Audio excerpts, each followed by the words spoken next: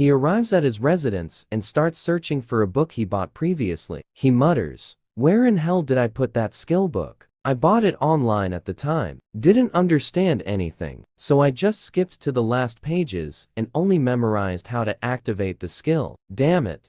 What were the initial refinement steps again? If I order online now, it won't arrive before tomorrow morning. It'll be too late then, for sure." He thinks to himself, "Yes, I can buy the e-version, but what is this ridiculously high price? The price has gone up so much. This algorithm-based pricing is severely exaggerated, but the system shows him a warning. He only has 8 hours, 31 minutes, and 24 seconds left. He gets extremely anxious and says, "Damn, time is running out. If I don't order now, even the entire night might not be enough for training. I already gave 50,000 to that manager, and if I buy this too." He pays for the e-book and goes to train in the forest. The system shows the remaining time, 6 hours, 11 minutes, and 24 seconds, but he spends some time training basic breathing techniques, and he continues training spiritual energy, activation exercises and movement exercises. Just 32 seconds before his system allocated time runs out, he succeeds in the refinement process. A notification from the system,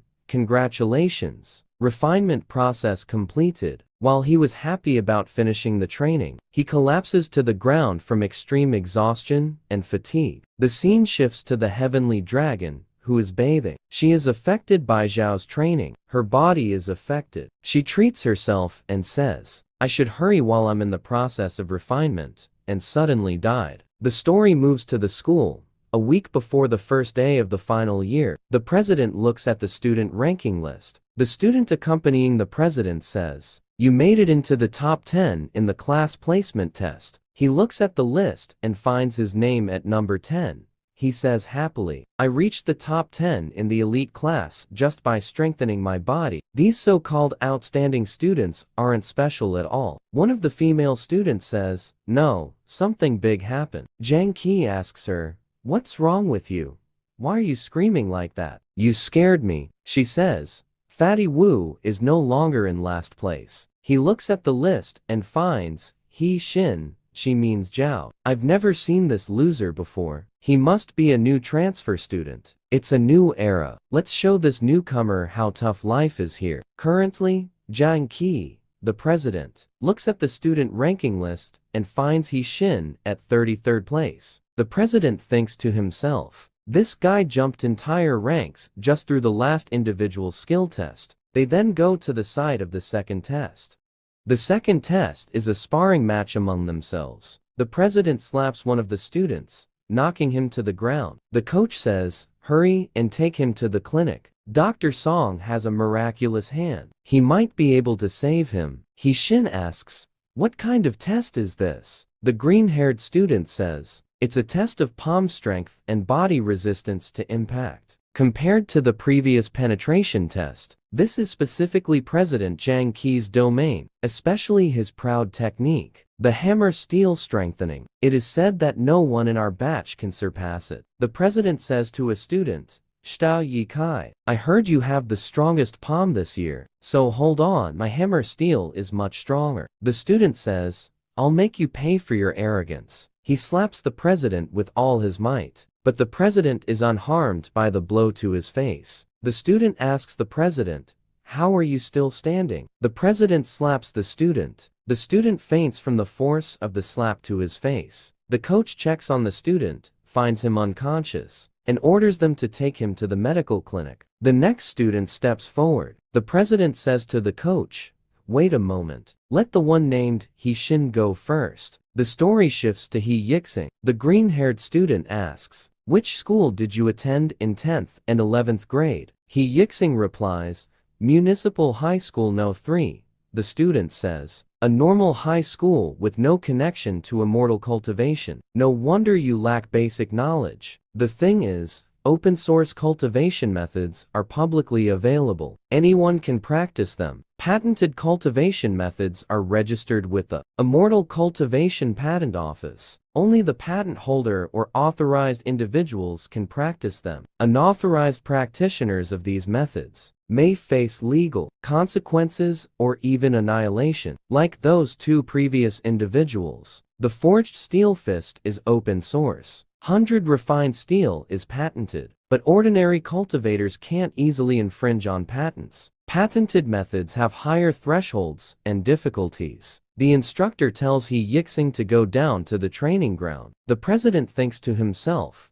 what the hell? Every time I see this guy, my heart starts pounding. I only lost one individual test, but if I defeat him today, and truly prove myself. He Yixing says, no need for turns, one strike each. Let's all strike at once. The president, annoyed, says, don't be so arrogant. He Yixing activates the forged steel fist technique. The president says, you're trying to clash open source methods with my 100 refined steel. They slap each other with all their might. The president flies a long distance from the force of the blow.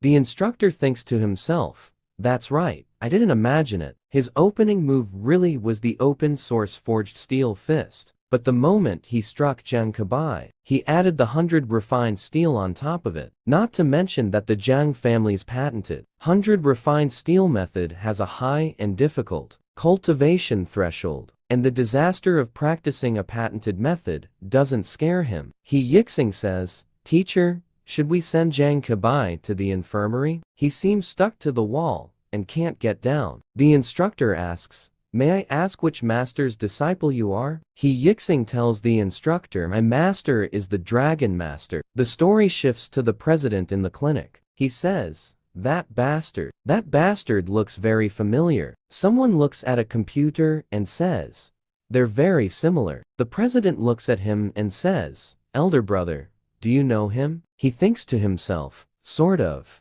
but there's no reason to stay alive. Did the violent Dragon Master show mercy? The president says, Kabai, next is the chemistry exam, right? What topic should we focus on? Toxin manufacturing and toxin testing. The story shifts to He Yixing training in a junkyard. He says, my lord, all the scrap cars have been crushed. He is told, excellent, the amount has already been transferred to your account. He Yixing checks his account on his phone and says, great. I train and earn at the same time. A system notification appears. Please complete the 100 refined steel training soon. You have performed 20 strikes, awaiting 20 received strikes. He Yixing thinks to himself, receiving strikes? Who am I going to fight this hour? A man appears and asks him, are you He Yixing? He Yixing replies, I'm not him.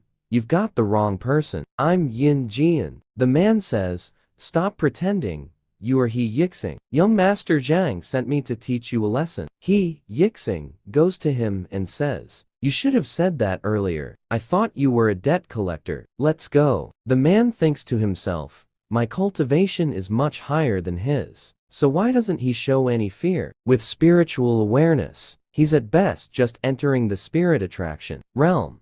Could his true cultivation be disguised? The man punches him and says, are you kidding me? After He Yixing falls to the ground, the man says, so all that was an act? One punch. The man looks at He Yixing on the ground and says, again, put some power into it. He Yixing didn't understand what was happening.